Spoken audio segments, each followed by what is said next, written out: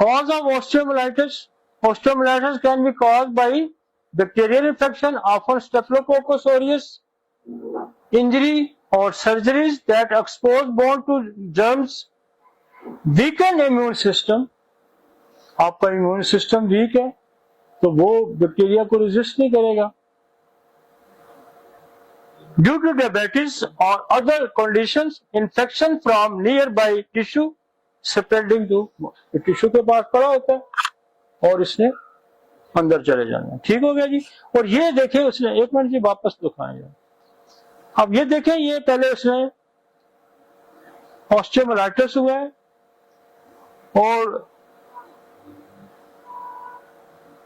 Level of bone restriction. अब ये आया स्किन को भी इसने फाड़ा है पहले और साथ ही ये बोन के, और ये फिर खाता जाएगा, पूरे पाँव को खा जाएगा. नेक्रोसिस की और भी वजूहात होती है. नेक्रोसिस उस वजह से भी हो सकता है, नेक्रोसिस उस वजह से होता है कि आपकी वहां ब्लड सप्लाई नहीं है. जब बोन को ब्लड सप्लाई नहीं मिलेगी तो that is the necrosis. Necrosis की वजूहात ब्लड सप्लाई न होने की वजह से, और जब वहां ब्लड सप्लाई नहीं पहुंची तो नेक्रोसिस वहां डेड होना. नेक्रोसिस का मतलब है डेड होना चाहिए. वो टिश्यू बोन का जिसको खुराक नहीं मिल रही तो वहां नेक्रोसिस का अमल शुरू हो गया कि वो डेड होना शुरू हो गया. लेकिन उसके बाद उसमें इन्फेक्शन जा सकता है. लेकिन नेक्रोसिस तब होगा कि वहां आपकी सप्लाई नहीं है. जहां सप्लाई है वहां इन्फेक्शन होगा, वहां नेक्रोसिस डेड टिश्यू बात की बात है. तो यहां जो है ये इन्फेक्शन है और वो जगह रैप्चर हुई, स्किन कंप्रोमाइज हुई, उससे उसने रास्ता दिया और वो बोन तक पहुंच गया. ठीक हो गया जी. आगे चलते हैं. अब इसमें रिस्क फैक्टर कौन से? जिन लोगों को शुगर होगी उनके लिए रिस्क फैक्टर है, उनके चांसेस ऑस्टियोमाइलाइटिस के ज्यादा हैं. पेरिफेरल वैस्कुलर डिजीज, वेसल की डिजीज, जैसे बहुत कॉमन है आपकी वो varicose, DVT, deep vein thrombosis हुआ, आपकी आर्टरीज के अंदर क्लॉट हो गया, थ्रोम्बोस हो गया, आगे सप्लाई बंद होगी, वहां स्किन खराब होनी शुरू हो जाएगी और उसके बाद वहां इन्फेक्शन आ जाएगा. वो तो इसका काज एक तो वो है, और भी कोई पेरिफेरल, जैसे अच्छा ये तो डीप वेन थ्रोम्बोसिस हो गया. जैसे वेरिकोज है, जो आपके लोग खड़े रहते हैं और जिनकी वेन्स फूली जाती हैं, जो आपकी ब्लड सब, तो बाद दफा वेन फैल के वो रैप्चर होती है, वहां से इन्फेक्शन हो जाता है उसकी. अब मैं आपको बताऊं कि उसकी जो डायबिटिक फूड, खुदा का शुक्र है कि होम्योपैथी से 99% बच जाते हैं. वेरिकोज 99% बच जाती है. सिकल सेल एनीमिया, ये आपका बोन मैरो के अंदर एक सिकल सेल डिजीज है, इसको कभी इस पे हम बात करेंगे, लंबा बात है. ये भी ठीक हो जाता है. इम्यूनो कॉम्प्रोमाइज, इम्यूनो सप्रेशन, आपका इम्यून सिस्टम सप्रेस किया जाता है. वो कब किया जाता है? जब आप कोई भी ट्रांसप्लांट करते हैं, कोई भी ट्रांसप्लांट करते हैं, तो ट्रांसप्लांट फॉरेन बॉडी जब बॉडी में दाखिल की जाती है तो उसको बचाने के लिए आपके इम्यून सिस्टम को सप्रेस करने के लिए इम्यूनो सप्रेशन दवाइयां दी जाती हैं. और ये दवाइयां दो जगह दी जाती हैं. एक आप उस वक्त देते हैं कि जब आप कोई ट्रांसप्लांट करते हैं, आप लिवर ट्रांसप्लांट करते हैं, आप किडनी ट्रांसप्लांट करते हैं, तो मस्ट है कि जब तक आप इम्यूनो सप्रेशन नहीं देंगे तो आपके अंदर कोई भी पैथोजेनेसिस आया, आपका इम्यून सिस्टम एक्टिव हुआ और उसने एक्टिव होने के साथ जो फॉरेन बॉडी रखी है उसको बाहर फेंक देगा. लिहाजा उनको इम्यूनो सप्रेशन दिया जाए. जिनके अंदर इम्यूनो सप्रेशन मेडिसिन यूज होती है उनके यहाँ ऑस्टियोमाइलाइटिस होने के चांसेस बहुत ज्यादा है, क्योंकि वो बैक्टीरिया को आपका इम्यून सिस्टम रोक नहीं रहा. क्योंकि आपने उसको बैरियर लगा दिया कि आप जो भी बंदा आता है आपने उसको नहीं मना करना, आपने घर के दरवाजे ही खोल दिए, क्योंकि आपने उसकी लाइफ सेव की, उसको ऑर्गन ट्रांसप्लांट कर दिया. और दूसरा इम्यूनो सप्रेशन का इस्तेमाल होता है, दूसरा होता है ऑटोइम्यून डिजीजेज में। जितने भी ऑटोइम्यून दुनिया की में एक ही उनके पास है कि या तो स्टेरॉइड दिया जाए या इम्यूनो सप्रेशन दिया जाए। इम्यूनो सप्रेशन ऑटोइम्यून डिजीज में इसलिए दिया जाता है कि जब एंटीबॉडी बनती है और वो फॉरेन बॉडी के खिलाफ एक्ट करती हैं और वो मिस्टेकनली अपनी बॉडी पे अटैक करती हैं, उसकी 85 डिजीजेज हम बहुत लंबी में सीरीज करके आए हूं। अब वो इस एंटीबॉडी के बनने के अमल को रोकते हैं। किससे रोकते हैं? इम्यूनो सप्रेशन देके रोकते। उसके साथ नुकसान ये होता है कि बैक्टीरिया इंटर हो जाता है।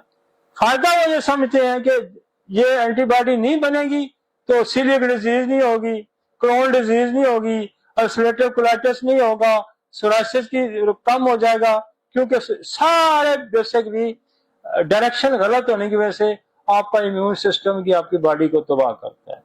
तो लिहाजा जिन लोगों को इम्यूनो सप्रेशन दी जाती है उनको ऑस्टियोमाइलाइटिस होने के चांसेस बहुत ज्यादा है। और प्रोस्थेटिक इम्प्लांट्स, जिसका हमने जैसे वाल्व आपको लगाए जाते हैं, वाल्व कोई सुअर के वाल्व भी लगाया जाता है, आपको आर्टिफिशियल वाल्व भी लगाए जाते हैं। तो बहुत सारे वाल्व जब लगाए जाते हैं तो that is the foreign body, तो उसके खिलाफ जो इम्यूनो सप्रेशन भी दिया जाता है, उसके रेजिस्टेंस को रोकने के लिए दिया जाता है। तो उन लोगों को आईवी ड्रग्स अब्यूज है, इंट्रावीनस ड्रग्स का इस्तेमाल जो है उसका अगर अब्यूज है तो वो भी लेटर ऑन जाके आपको ऑस्टियोमाइलाइटिस की तरफ ले जाएगा। ओपन फ्रैक्चर्स है, पहले भी मैंने जिक्र किया, कहीं भी ओपन फ्रैक्चर होगा तो उसको ऑस्टियोमाइलाइटिस होने के चांसेस बहुत बढ़ जाएंगे। ये रिस्क फैक्टर है जी। आगे चलते हैं। पैथोजेनेसिस क्या है जी? Bacteria lodge in the metaphysics children, acute inflammation response, pus formation, increase intramedullary pressures, vascular compromise, bone necrosis आपका आ गया कि जहां bone necrosis होगा तो वहां चांसेस ज्यादा है कि वहां किसी तरीके से अगर वो इंटर हो गया तो उस जगह में फिर वो हड्डी को मजीद बैक्टीरिया शामिल हो जाएगा और नेक्रोसिस को ऑस्टियोमाइलाइटिस में ले जाएगा।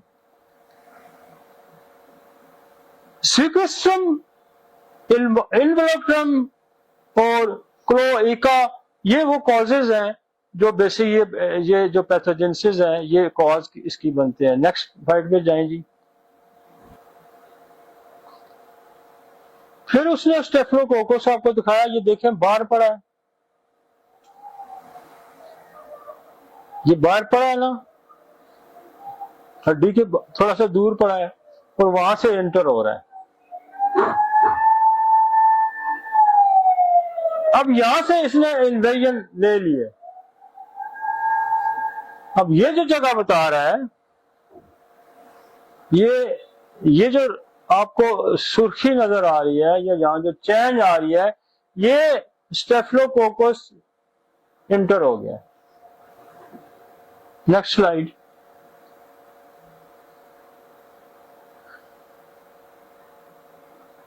यहां देखें कि इंफेक्शन और मजीद गहरा हो गया